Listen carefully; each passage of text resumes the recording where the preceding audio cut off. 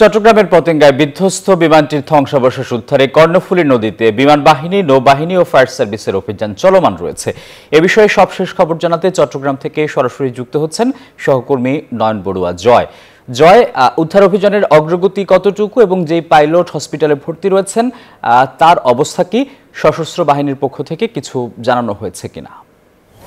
ধন্যবাদ আসিফ আপনাকে। আপনি দেখতে পাচ্ছেন যে কর্ণফুলীর যে মোহনা, যেখানে বিধ্বস্ত বিমানটি, যুদ্ধ বিমানটি পড়েছে, সেই বিমানটি উদ্ধারে এখনও পর্যন্ত বিমান বাহিনী, নৌবাহিনী, এমনকি ফায়ার সার্ভিস তারা চেষ্টা চালিয়ে যাচ্ছে। বাটা পড়ছে, তবুও এখনও পর্যন্ত উদ্ধার করতে পারেনি, যেহেতু বিমানটি 3 ভাগে বিভক্ত হয়ে এখানে ছিটকে পড়েছে।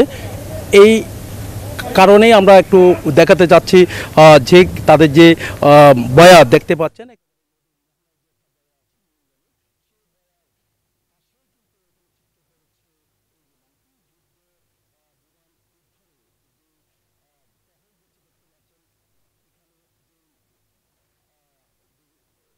বোটগুলো আছে আমরা দেখতে পাচ্ছি, কোস্টগার্ডের বোট, একই সাথে নৌবাহিনীর বোট, তারা চেষ্টা চালিয়ে যাচ্ছেন সেই বোটগুলো উদ্ধার। এখানে আমরা দেখছি এখানে বোটগুলো যে চেষ্টা চালিয়ে যাচ্ছে, এখানে বাহিনী যারা আছে তারা চেষ্টা চালিয়ে যাচ্ছেন যে এই জাহাজটি, এখানে যে উড়োজাহাজটি বলতে যে যুদ্ধ বিমানটি উদ্ধার করার জন্য তারা চেষ্টা চালিয়ে যাচ্ছেন। তবে এখনও পর্যন্ত উদ্ধার করতে পারেনি, যেহেতু ছিটকে পড়ে একেবারে নদীর ভেতরে ঢুকে গেছে, সেরকম কথা আমাদেরকে জানিয়েছেন বিমান বন্দর কর্তৃপক্ষ। তারা চেষ্টা, যারা যে ডুবুরি দলগুলো তারা চেষ্টা চালিয়ে যাচ্ছে, কোস্টগার্ডও আমাদেরকে জানিয়েছেন। তারা বলছেন যেভাবে হোক এই বিমানটি উদ্ধার করা যাবে, এই কারণে তারা উদ্ধার কাজ এখনও পর্যন্ত তারা অব্যাহত রেখেছেন।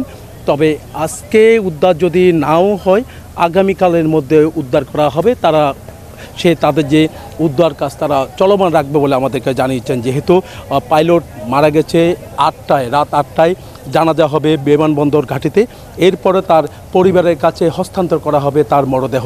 আর আহত যে আছে আরেক পাইলট, সে কিছুটা হলেও সুস্থ আছে বলে আমাদেরকে জানিয়েছেন। এই ছিল আমার এখানকার সর্বশেষ। ফিরে যাচ্ছি স্টুডিওতে আসিফ টিপুর কাছে। নয়ন বড়ুয়া জয়, আপনাকে ধন্যবাদ।